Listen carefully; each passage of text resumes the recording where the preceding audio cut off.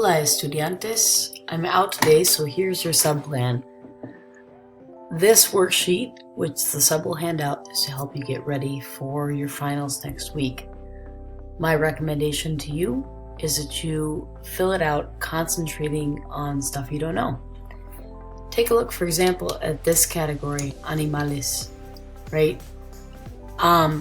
You could certainly say elefante here, or you could say giraffe, or you could say zebra. You could put any of those words down, but if you think about it, you probably know what those words are.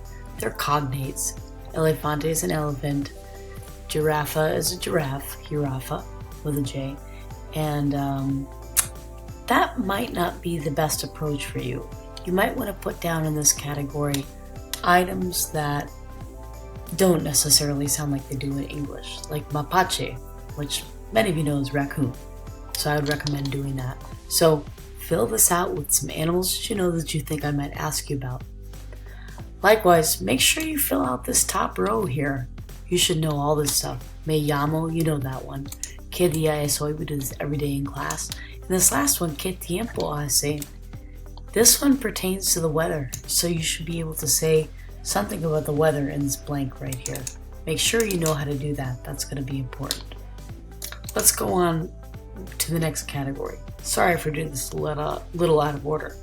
Transporte. So this we're talking about medios de transporte, or modes of transportation. You should put a good variety here of modes of transportation. Plan on me asking you how you get certain places, and plan on having, again, like a solid few modes that you've got. I would not so much have cognates, stuff that sounds the exact same in English and Spanish. Car and carro, for example. Taxi, you don't necessarily want to put that, or Uber, that one's super obvious. You should put something more interesting like barco, a word that isn't a cognate, that you couldn't just guess off the top of your head, so that you make sure that you've got that down there. The second part of this category is ir, which is the verb that means to go.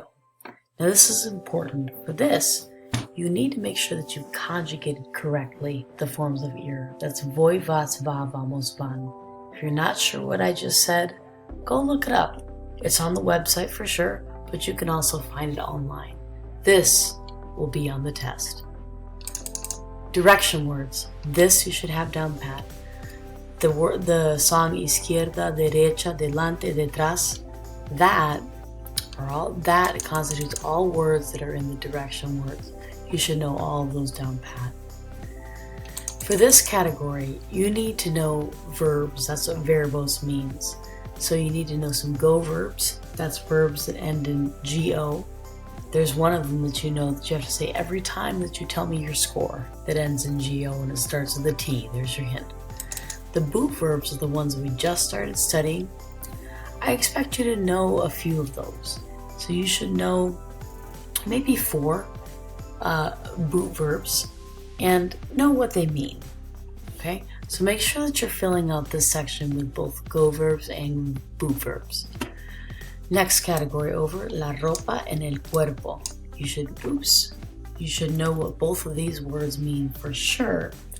And you should also have a good sense of both body parts and clothing to put down here. So write some down and write out the definitions. Okay, el tiempo, that's weather. Not specifically time, but weather. You should be able to describe weather in all 4 seasons in this category. So make sure you write stuff down and put it in English as well so that you can study. Emociones. Every day when you walk into class, you're usually asked one of 2 questions, ¿Cómo estás or cómo te llamas? ¿Cómo estás, of course, is a question that pertains to your emotions. And when you might say bien, mal, así, así, regular, for this I'm going to want you to give me something a little bit more advanced. So think about saying feliz, estoy enojada, estoy arrecha, estoy cansada, whatever. Go back to your emotions vocab and write down some of those emotions and what they mean. And these categories right here. El mapa. You guys have studied all the major continents of the world. You study North America, South America, Europe, Asia, and Africa. So around here, in this part right here, you should be writing the names of the places, some places that you don't know, that you think are important, that you think I might ask you. If you just write down the names of countries, that's not going to necessarily help you out. You need to make sure that you're writing down places that maybe you have a hard time spelling, places that are big, especially big in the world, and that are important for you to know. You need to know China, Russia, Spain, obviously, since that's where Spanish comes from. You need to know where the United States is. Our bordering countries to the north and south, you need to know all that stuff. Make sure you put that down here. But also study the map. Just knowing the names of the countries obviously isn't going to be all that you need. Mi Vida Loca. You guys have been watching this story. It's a story that we watch with the interactive videos where you guys are asked to give responses.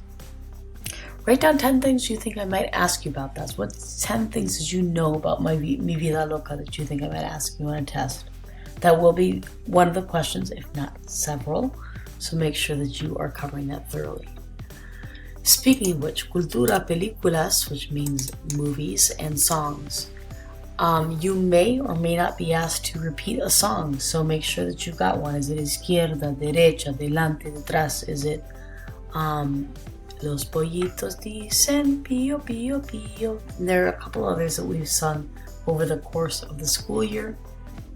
Make sure that you know at least one of them for this part. Additionally, I'm going to be asking you about either something that you've learned about culture or something that you've learned about one of the movies that we've watched. So make sure that you're writing down some details for yourself here. This is important. You will not be able to use this sheet on the test. You can't bring it in with you. But this is something that you should use to study with. If you can study all of the lines of the stuff that you've written down in here, and you feel like you've got a pretty good grasp of it, on it, you're going to do very well on the test. That's all I've got for your instructions today. Good luck, and use the whole calendar that we've done the entire year to fill this out so that you can be successful on the final. Hasta luego.